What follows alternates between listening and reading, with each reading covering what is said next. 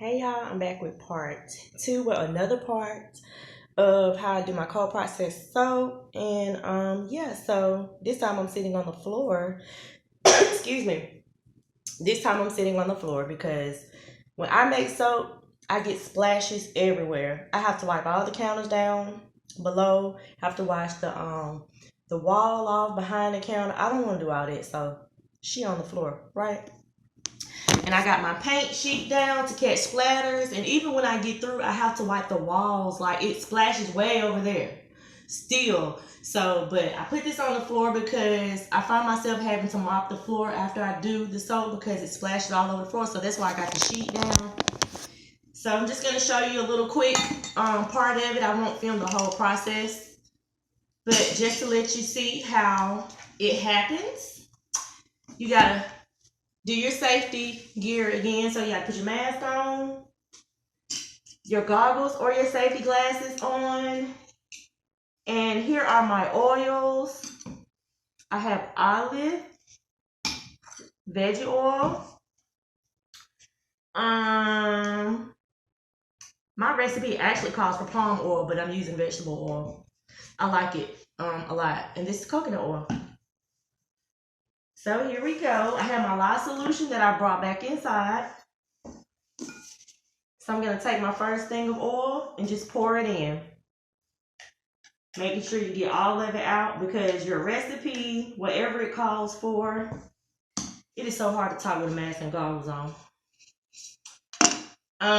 Whatever your recipe calls for, you have to get it exactly right where you will not have soap.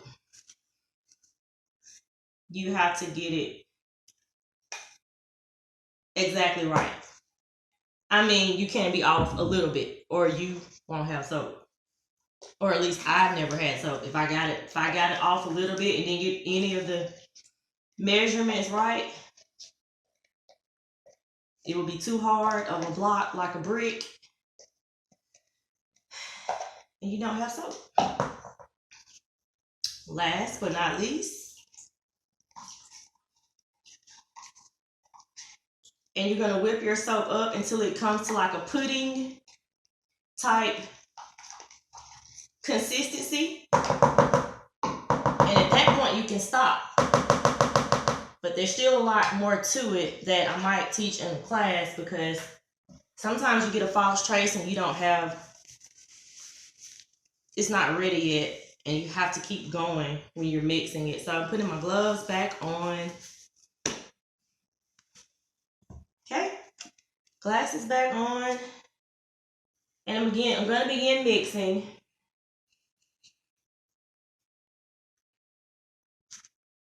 Got my blender. Let's make some soap.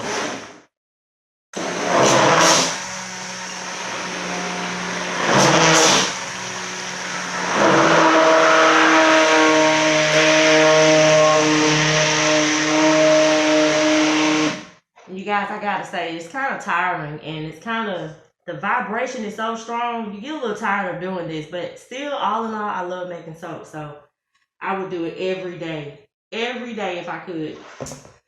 Oh, my mask came off. Okay.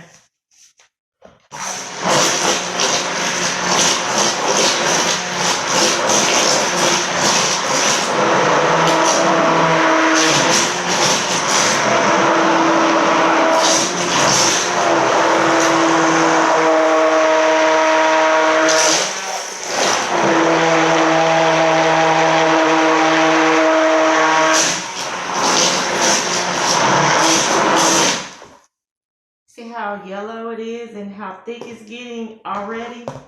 I'm gonna stop right there because I don't want this upload to be too long. Just wanted to show y'all another step to making soap. I'm gonna keep going until it gets thick, until it turns like a pudding consistency, and then I'll go do my different layers of color or whatever I'm gonna do to it. And yeah, that's how I make cold process soap. See you on the next video.